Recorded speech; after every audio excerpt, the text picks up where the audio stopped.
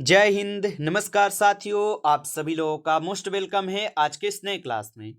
साथियों, आज के इस क्लास में हम सभी लोग पढ़ने वाले हैं एसएससी जीडी के एग्जाम के लिए मोस्ट इम्पोर्टेंट प्रीवियस ईयर के क्वेश्चन को, जो कि साथियों आपके एसएससी जीडी के एग्जाम के लिए ये सभी क्वेश्चन काफ़ी इंपॉर्टेंट क्वेश्चन हैं। तो आप सभी लोग इस क्लास को बिल्कुल अच्छी तरीके से लास्ट तक देखिएगा और इस क्लास में दिए जाने वाले इन सभी क्वेश्चन को आप अच्छे से जरूर याद कर लीजिएगा, जिससे कि आप अपने एग्जाम में सभी क्वेश्चन को आसानी तरीके से बना पाएंगे। तो चलिए साथियों, क्लास को स्टार्ट करते हैं। उनसे पहले यदि आप इस चैनल पे पहली बार जुड़ रहे हैं तो साथियों आप इस चैनल को सब्सक्राइब कर लीजिए और सब्सक्राइब करके आप ऑल नोटिफिकेशन को भी ऑल पे दबा के आप जुड़ जाइएगा, जिससे कि जब भी कोई नई क्लास हो सबसे पहले क्लास का नोटिफिकेशन आपके पास पहुंच सके। तो आप इस चैनल को सब्सक्राइब कर लीजिए, साथ ही साथ आप इस क्लास को भी साथियों लाइक जरूर कर लीजिएगा। तो चलिए क्लास को स्टार्ट करते हैं और देखिएगा साथियों क्वेश्चन क्या दिया गया है। साथियों क्वेश्चन है कि चंद्रगुप्त मौर्य ने किसकी सहायता से नंद वंश का साथियों अंत किया था। साथियों ये सभी क्वेश्चन इंपोर्टेड और सिलेक्टेड क्वेश्चन लिए गए हैं, जो कि साथियों आपके पेपर में 100% साथियों ये सभी क्वेश्चन देखने को मिलेंगे। आप अच्छे से इन प्रश्न को जरूर याद कर लीजिएगा और बताइएगा साथियों कि चंद्रगुप्त मौर्य ने किसकी सहायता से नंद वंश का अंत किया था। तो याद रखिएगा साथियों, यहाँ पे इस क्वेश्चन का सही जवाब हो जाएंगे option C Kautilya. Option C करेंगे सही जवाब साथियों, याद रखिएगा। अगला प्रश्न यहाँ पर आता है, संविधान के किस अनुच्छेद में मौलिक अधिकारों का प्रावधान है। चलिए बताएंगे साथियों कि संविधान के किस अनुच्छेद में मौलिक अधिकारों का साथियों प्रावधान किए गए हैं। तो याद रखिएगा साथियों, संविधान के किस अनुच्छेद में मौलिक अधिकारों का प्रावधान है। तो अनुच्छेद 12 से 35 आप लोग लगाइएगा, ऑप्शन ए यहाँ पे सही जवाब है। आगे देखिएगा साथियों, क्वेश्चन है आपका कि किस समिति का संबंध चीनी उद्योग से है। चलिए साथियों आंसर लगाइएगा कि किस समिति का संबंध चीनी उद्योग से है। तो साथियों याद रखिएगा आप सभी लोग, महाजन समिति का जो संबंध है ये चीनी उद्योग से है, तो ऑप्शन ए सही जवाब होगा यहाँ पे। आगे देखिएगा साथियों, यहाँ पर प्रश्न दिया गया है कि बुइयां नृत्य शैली किस राज्य से संबंधित है। बताइए साथियों कि बुइयां नृत्य शैली किस राज्य से संबंधित है। तो साथियों ये हो जाएंगे अरुणाचल प्रदेश से, ऑप्शन डी सही जवाब है, अरुणाचल प्रदेश होगा, याद रखेंगे। अगला प्रश्न आता है कि तीसरी पंचवर्षीय योजना के दौरान भारत के प्रधानमंत्री कौन थे। चलिए साथियों आंसर लगाइए। और साथियों ये सभी क्वेश्चन काफी इंपॉर्टेंट और वीवीआई सेलेक्टेड क्वेश्चन हैं, आप इसको अच्छे से जरूर याद कर लीजिए, क्योंकि आपके पेपर में साथियों 100% ये सभी क्वेश्चन आने वाला क्वेश्चन है। और आंसर लगाइए कि तीसरी पंचवर्षीय योजना के दौरान भारत के प्रधानमंत्री कौन थे। तो याद रखिएगा आप सभी लोग, पंडित जवाहरलाल नेहरू जी हो जाएंगे, ऑप्शन ए लगा रहे तो सही जवाब है। आगे देखिएगा आपका प्रश्न है कि हड़प्पा सभ्यता का कौन सा नगर 3 भागों में साथियों विभाजित था। चलिए आंसर लगाइए कि हड़प्पा सभ्यता का कौन सा नगर है जो कि 3 भागों में विभाजित था। तो याद रखिएगा साथियों धोलावीरा हो जाएंगे, ऑप्शन बी लगा रहे हैं तो सही जवाब है धोलावीरा, जो कि 3 भागों में विभाजित था। अगला प्रश्न देखिएगा कि शिवाजी ने मराठा साम्राज्य की स्थापना ये कब की थी। चलिए आंसर लगाइए साथियों कि छत्रपति शिवाजी महाराज जी ने मराठा साम्राज्य की स्थापना कब किए थे। तो याद रखिएगा 1674 में, ऑप्शन बी हो जाएंगे सही जवाब, याद रखिएगा। अगला प्रश्न आपका आता है कि दोनों हाथ पैर मिलाकर कुल अस्थियां कितनी होती है। चलिए आंसर लगाइए कि दोनों हाथ पैर मिलाकर कुल अस्थियां कितनी होती है। तो साथियों आप याद रखेंगे ये 118 होती है, ऑप्शन डी सही जवाब है, 118 होगा। अगला प्रश्न देखिएगा कि एंटीबायोटिक दवाओं का पिता साथियों किसे कहा जाता है। चलिए आंसर लगाइए कि एंटीबायोटिक दवाओं का पिता किसे कहा जाता है। तो याद रखेंगे साथियों, यहाँ पे इस क्वेश्चन का आपका सही जवाब ऑप्शन ए है, सैलमैन वैक्समैन को, ऑप्शन ए सही जवाब है, याद रखेंगे। अगला प्रश्न आता है कि तिरुवधिरा उत्सव किस राज्य में मनाया जाता है। तो तिरुवधिरा उत्सव किस राज्य में मनाए जाते हैं। तो याद रखिएगा केरल राज्य में, ऑप्शन बी सही जवाब है, याद रखिएगा। अगला प्रश्न आपका आता है कि किसने 40 तुर्की सरदारों को लेकर तुर्कान ए चिहलगानिया चालीसा दल का गठन किया था? चलिए साथियों आंसर लगाइए कि किसने 40 तुर्की सरदारों को लेकर तुर्कान ए चिहलगानी या 40 दल का गठन किया? तो याद रख लीजिएगा इल्तुतमिश। ऑप्शन बी यहाँ पे सही जवाब है, याद रखेंगे। अगला प्रश्न आता है कि एंटीजन की खोज किस वैज्ञानिक ने की थी?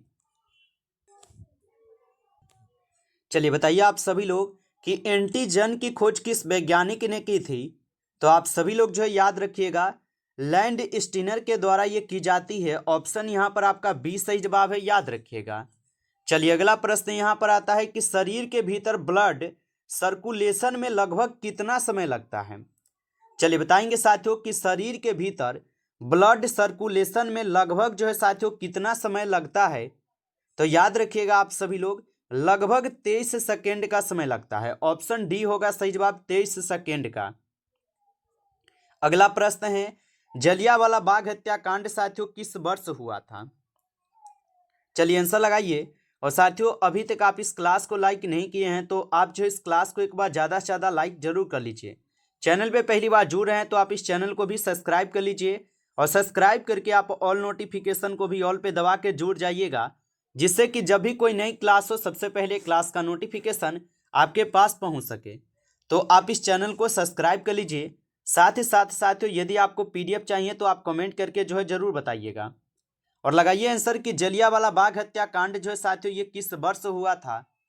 तो याद रखिएगा 1919 में होता है। ऑप्शन बी यहाँ पे सही जवाब है। अगला प्रश्न देखेंगे साथियों कि अंटार्कटिका महाद्वीप का सबसे ऊंचा पर्वत जो है साथियों कौन सा है? बताइए कि अंटार्कटिका महाद्वीप का सबसे ऊंचा पर्वत कौन सा है? तो याद रखिएगा साथियों यहाँ पे इस क्वेश्चन का सही जवाब ऑप्शन सी हो जाएंगे। ऑप्शन सी को सही जवाब कीजिएगा। अगला प्रश्न देखिएगा, क्वेश्चन है विटामिन ए का रासायनिक नाम क्या है? चलिए साथियों आंसर लगाएंगे कि विटामिन ए का रासायनिक नाम क्या है? तो याद रखिएगा विटामिन ए का रासायनिक नाम है रेटिनॉल। ऑप्शन ए सही जवाब है, रेटिनॉल हो जाएंगे। ऑप्शन ए को सही जवाब कीजिएगा। अगला प्रश्न आता है साथियों कि कोणार्क मंदिर जो है ये किस राज्य में स्थित है?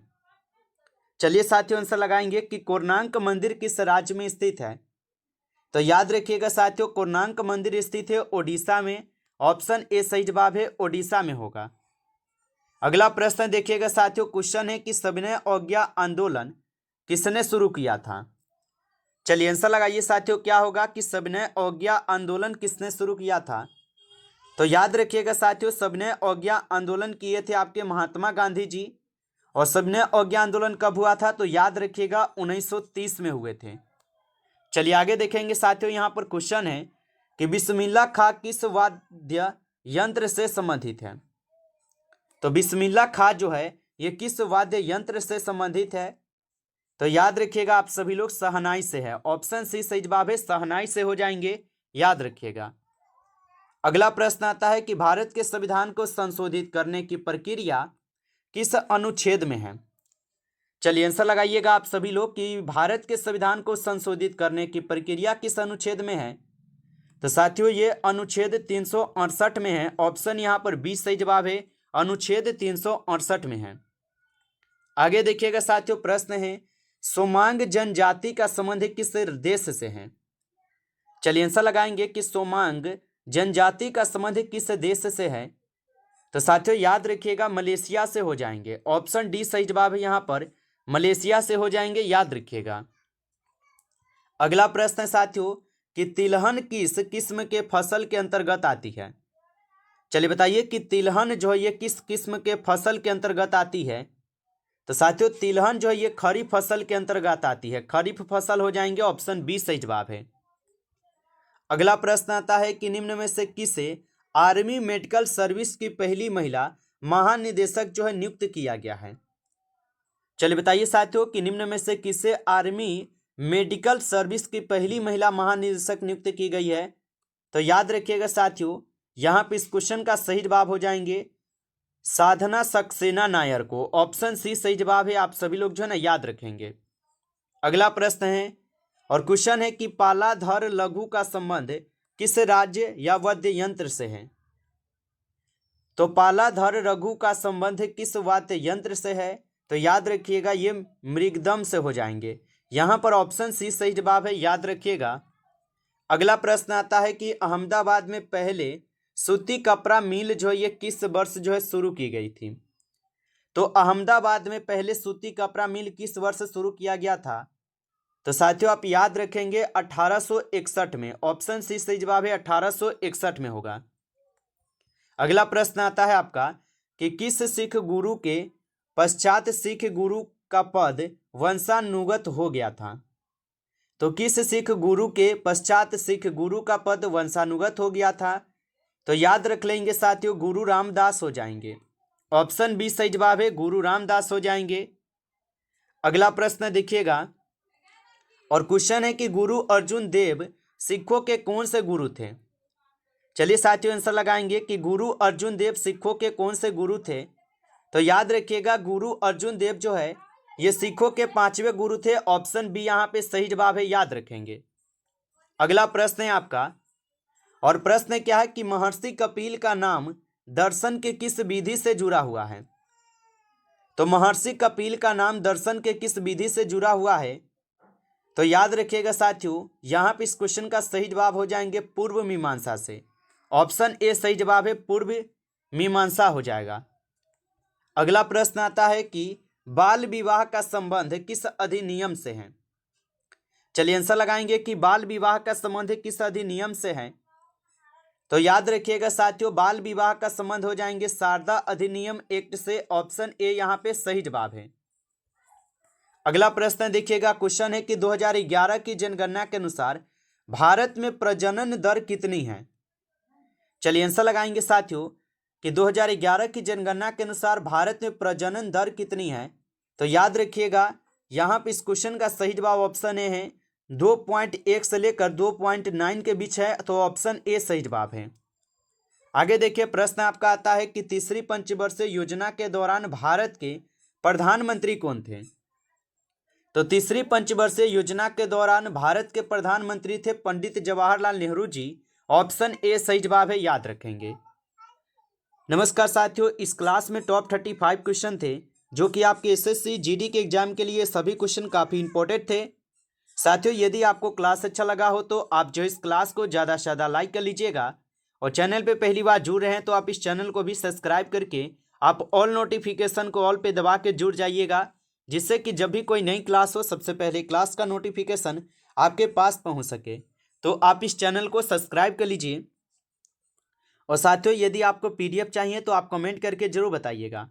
चलिए फिर मिलते हैं आपसे एक नेक्स्ट टॉपिक के साथ नेक्स्ट क्लास में। तब तक के लिए जय हिंद, जय भारत।